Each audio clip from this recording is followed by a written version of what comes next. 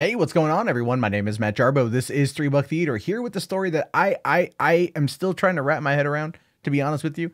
Bumblebee opens up here in just a couple weeks. It's one that I'm not super interested in, to be honest with you. I thought I would be. I loved Bumblebee in the Transformers movies, albeit the last few films really kind of just woof, woof. But Travis Knight as a director is something that I was interested in because I loved his work on Kubo, and the guy is from my home state of Oregon. In fact, Leica Studios, which is something he owns, was like down the street from where I used to live. So like I got support for the hometown guy. You know, I got to support the home team.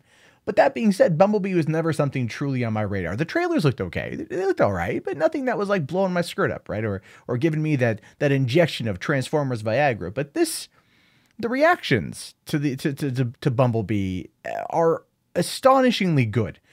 Saying here, Bumblebee early buzz, this is what Transformers fans have been waiting for. And truth be told, yeah, I think that's probably accurate. I think that's actually quite true. A lot of fans out there have been wanting something good and heartfelt and transformery. And that might be the case here with Bumblebee. It says here from Eric Davis, Bumblebee is the best Transformer movie and my favorite too. Hailee Steinfeld elevates every scene she's in, and the older look of the robots makes it easier to follow and enjoy the action. It's also great to finally have a Transformers movie that's about something. Bumblebee is a sweet, often thrilling movie about finding your voice with some pretty rad 80s throwback vibes, fantastic soundtrack. If you dig the Smiths, this will be your jam. Well done, Christina Hodson. Leave it to a woman to finally bring humanity to the series. I love Michael Bay, but I'm not a fan of his Transformers movies. Bumblebee, big fan. Kudos to Hodgson for a solid script and Travis Knight for giving the franchise a voice. And that is pretty telling, actually, if you think about that, right? So Michael Bay was ultimately the problem with the Transformers movies. That he didn't care about the script. What was the last movie, or number 4, where they had Transformium, right? And that was the element that makes up Transformers. And when the writer was asked about it, he basically just went, it's a movie. It's movie logic. You know what I mean? Like, don't think about it. I come to your house, I break your fucking legs. That's basically what it came off like, right? Like you could expect this guy's next job to be a Fast and Furious movie at the level of realism he's going for. I'm just throwing a little bit of shade at my Fast and Furious friends out there. Don't worry. You got me for the next 2. Oh, you've got me. But that being said, still, it's Michael Bay, and Transformers went to this crazy insane place because when it moved away from Sam, right, in Transformers 4, and it moved on to Mark Wahlberg, it was kind of like there was a disconnect there. Don't get me wrong, like Shia LaBeouf did good in the first movie. I think we all can agree the first one was good. He was a central character, and it was everything revolving around him. But as it progressed forward, more people wanted to be about probably Optimus Prime more than the human characters. But I always kind of found the human characters more endearing, and I liked their stories as much as I liked the other stories of the Transformers. But when you have a story about, it's robots in disguise and they're here on Earth and they're fighting their war, you got to make it about the Transformers. That just makes sense. Here it appears that it's like it really hones the vision, which is ultimately what we needed. By Transformers 4, Michael Bay stopped even doing actual explosions. If you go and you watch, he was so lazy. He just had stuff exploding in the background, and there's nothing actually blowing up. It was just explosions. So there's no destruction. They just kept, it was just fireworks and meant to look like something big was happening on screen. It was a mess. An absolute mess to behold. And you could tell Michael Bay was just phoning it in for a paycheck. Anyway, Perry Nemiroff here from Collider says, Bumblebee is the best Transformer movie by far. Beautifully shot, tons of spot-on humor, and absolutely brimming with heart. No surprise here, but Hailee Steinfeld is fantastic. The whole thing is an utter delight. Nicholas Wincombe here says, Bumblebee movie is one of the year's best and most heartfelt blockbusters. Travis Knight expertly directs a coming-of-age story about a girl and her robot, impressive visuals, well-rounded characters, and G1 greatness. Need to see more from this Transformer stat. And that, again, is something that a lot of people have been wanting more from. They've been wanting Transformers to be about heart and caring and love. And it was in the first couple films. At least the first movie. Again, Sam Witwicky, love him or hate him, he was kind of the heart. It was him connected to B and him connected to Optimus, and it worked. The dynamic actually worked. in the first movie. The second one was a mess. I actually really enjoyed the third movie. Don't hate me. I really, really liked the third movie because I felt Michael Bay went dark with it, and I enjoyed that quite a bit. And the CG was pretty top notch. 3D was pretty top notch for 2011 as well. But that being said, the later ones just fell to shit, and I haven't even seen the fifth one, The Last Night. I don't even know. I never saw it. I haven't. It's not even. I don't even care. I never even finished watching number 4. I worked at a drive-in theater. We had it. I watched bits and pieces, and I was just unimpressed with everything that I saw. Whereas I had been at the drive-in for 1 and 2 beforehand, and watched those a lot. Anyway, Mike Ryan here says, "Man, Bumblebee kind of loved it. Honestly, can't believe I'm saying that. Also, for anyone who wanted to see Gen 1 designs in a movie, the first 5 minutes is Transformers porn. That will make a lot of 80s kids very, very, very happy. A lot of 80s kids very happy."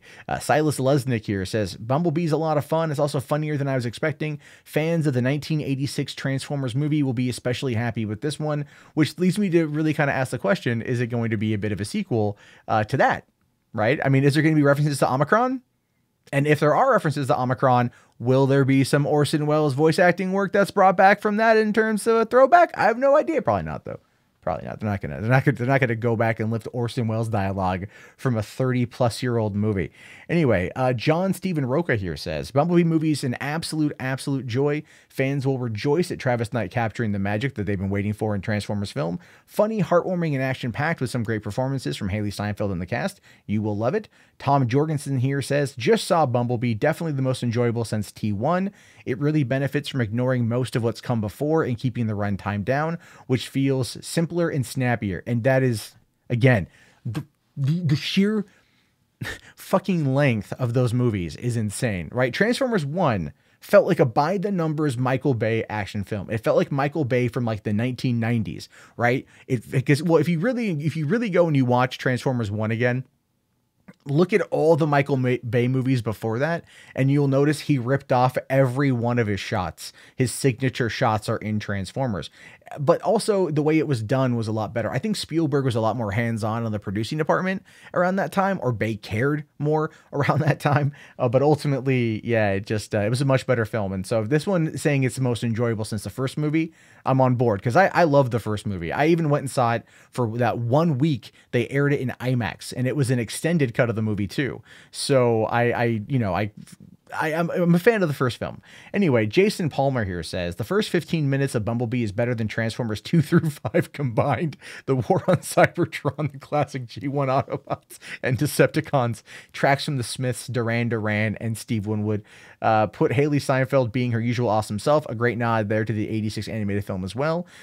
Mike Raju says, "Bumblebee is totally an 80s movie in the best way possible. Has major Spielberg and John Hughes vibes. There's like 4 running Breakfast Club gags, and Hailee Steinfeld, who is great, spends half the movie trying to make Bumblebee appreciate the Smiths. Holy crap, I love that." Okay, so what I'm getting just from these tweets here, a lot of love for the 1980s. And as an 80s kid and a 90s kid, because I was both, I can appreciate that, right? But my love of the 80s is more like aimed at the Transformers themselves, whereas like people who are talking about the music and the gags, I've come to appreciate the music and the gags the older I got. In fact, one of my presets on my Sirius XM is the 80s station, which is what I listen to the vast majority of the time.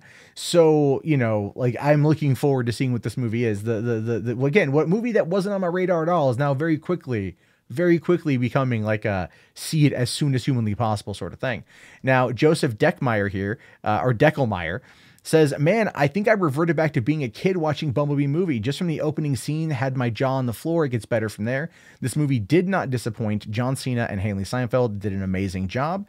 Chris Sylvia here says, "It got everything right. The characters, the treatment, the heart, and even explosions." And as I just pointed out, Michael Bay stopped giving a shit about explosions. He really did. I don't think it was the budget either. I think he's just lazy. I think he's like, okay, we need this big scopy scene, right? I got to blow everything up, but we're just going to make it look like explosions and fix it all in post. Liz Shannon Miller here says, I wish my car was also a giant robot who would hug me and be my friend. In unrelated news, Bumblebee is pretty fun. Courtney Howard here says, Bumblebee is one of the better films in the Transformers series. It keeps intelligent, capable female foil characters with their own agency, not motivated by men, at the forefront of the narrative, along with genuine heart, killer soundtrack to boot. And we've seen a couple tweets that talked about that. And I think looking at the past films and how it treated women in regards to Megan Fox's character, Michaela. And then there was the new girl in number 5 that got a lot of that kind of like pro in your face commentary, right? Like, you know, I'm a snappy 13-year-old Latina girl living in a post-apocalyptic Transformers future, and I ain't gonna take no shit from anybody. By the way, hanging out with Mark Wahlberg. Do you want to go get a Corona or something? That's kind of what it felt like to me. From the marketing perspective, was pretty bad. So we got that happening, and then we've got a lot of the other stuff about the screenwriter. And look, I'm not going to sit there jumping the identity politics side of this. Apparently there's a lot more heart and feeling in this one, and the writer took it seriously and provided a story that actually dealt with that talked about it from that perspective, and that it works. So the way I view that personally is a good thing. I view that as a good move. Again, I don't care who writes most stories, provided they're written well. People who try to interject identity politics into everything get under my skin, but I'm not going to sit there and discredit somebody for being a certain way in writing a good story. That's just not me as a person. I was not going to do that. But that being said, this actually seems like it's going to be a pretty solid movie with good soundtrack, good running gags, good heart, good humor, and kind of feels like the first one. The first one had a lot of those running gags, and as much as you may hate Shia now, 11 years ago when that movie came out, you kind of liked him in the role because he grounded it. And this is what it feels like. The whole movie is that. The whole movie basically feels like what would happen if Sam was a girl and just hung out with Bumblebee the entire time. And honestly, that's fine with me. And I like Hailee Steinfeld. I have ever since True Grit. So I'm down to see this movie. I look forward to it. But I leave it to you. What are your thoughts on this one? Do you think it's going to be pretty good? Do you think it's going to be pretty bad? Is it unnecessary? Do you think if it is going to be good, should Travis Knight go and direct Guardians 3, which he's now downplayed those rumors? Let me know down in the comments. If you made it this far, please type Bumblebee into the chat. I'll talk to you guys later. Have yourself a great day. And yeah, thumbs up and subscribe and all that jazz. Have a good one. Oh, yeah. Keep forgetting. Call our voicemail line at 818-350-3281. That's 818-350-3281. Also thumbs up, also subscribe. And I'll talk to you guys later. Peace out.